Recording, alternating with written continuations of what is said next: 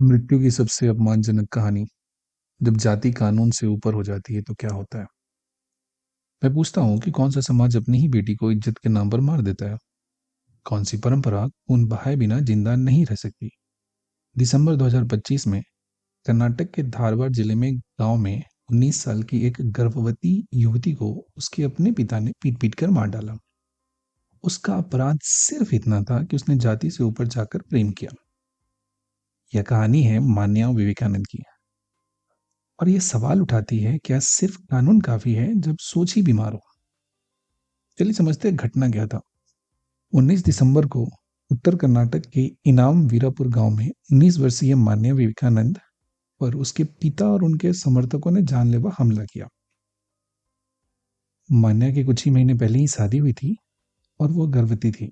गंभीर रूप से घायल मान्या को अस्पताल ले जाया गया, लेकिन इलाज के दौरान उसकी मौत हो गई। हमले की वजह बेहद डरावनी थी। मान्यता लिंगायत समुदाय से थी और उन्होंने मदिगा अनुसूचित जाति के युवक से विवाह किया था। परिवार और समाज के लिए यह प्रेम नहीं था, यह अपमान था। लेकिन ऐसा नहीं है कि होने वाले खतरे के बारे में अंदाजा नहीं था। संकेत पहले से मौजूद थे कि ऐसी घटना हो सकती है। मान्या और उनके पति ने मई में शादी की थी, जबकि परिवार इसका खुला विरोध कर रहा था। स्थिति इतनी गंभीर थी कि तहसीलदार और पुलिस को हस्तक्षेप करना पड़ा। एहतियात के तौर पर मामला भी दर्ज किया गया। खतरे को समझते हुए यह दंपति पास के हवेली जिले में जाकर रहने लगे। लेकिन जब उन्हें लगा कि अब हालात सामान्य हो गए हैं तो वो दिसंबर में अपने गांव लौट आए। यह भरोसा उनकी जिंदगी की सबसे बड़ी भूल साबित हुआ। हमले के बाद क्या हुआ? मान्या के पिता प्रकाश गौरव पाटिल और 5 आरोपी पर पुलिस हिरासत में। बाकी आरोपियों की तलाश जारी है।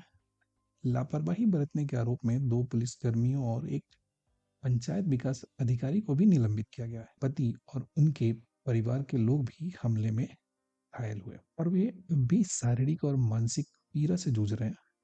और ये कोई अकेली घटना नहीं है।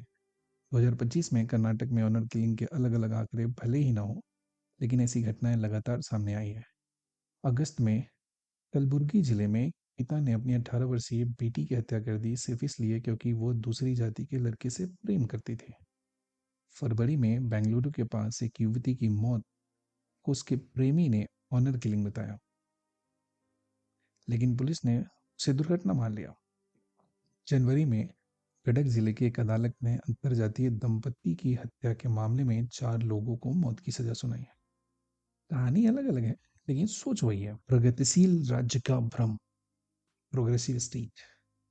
अक्सर ऑनर किलिंग की चर्चा हरियाणा या उत्तर प्रदेश जैसे राज्यों तक सीमित कर दी जाती है, लेकिन सच्चाई ये है कि कर्नाटक जैसे प्रगतिशील कहे जाने वाले राज्य भी इन अपराधों से अछूते नहीं है। पीयूसीएल कर्नाटक की 2024 की रिपोर्ट के अनुसार 2022 से 23 के बीच कर्नाटक में 13 ऑनर किलिंग अटैक दर्ज किए गए, जिनमें से 12 लोगों की मौत हुई।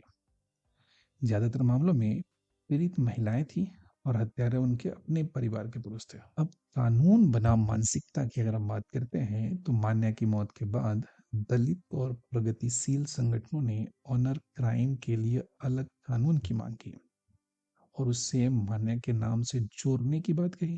कर्नाटक सरकार ने सामाजिक बहिष्कार और जातिगत भेदभाव रोकने के लिए 2025 में नया कानून भी पारित किया है।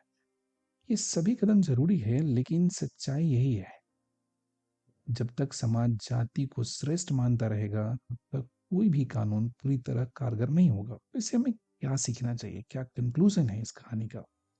कुछ लोग कहते हैं कि आज के भारत में जाति का कोई महत्व नहीं रहा। वे कहते हैं कि जाति सर्वे पुराने जख्मों को कुरेदने जैसा है। मान्या की मौत इस दावे की सच्चाई उजागर कर देती है। जाति मरी नहीं है, वो आज भी मार रही है।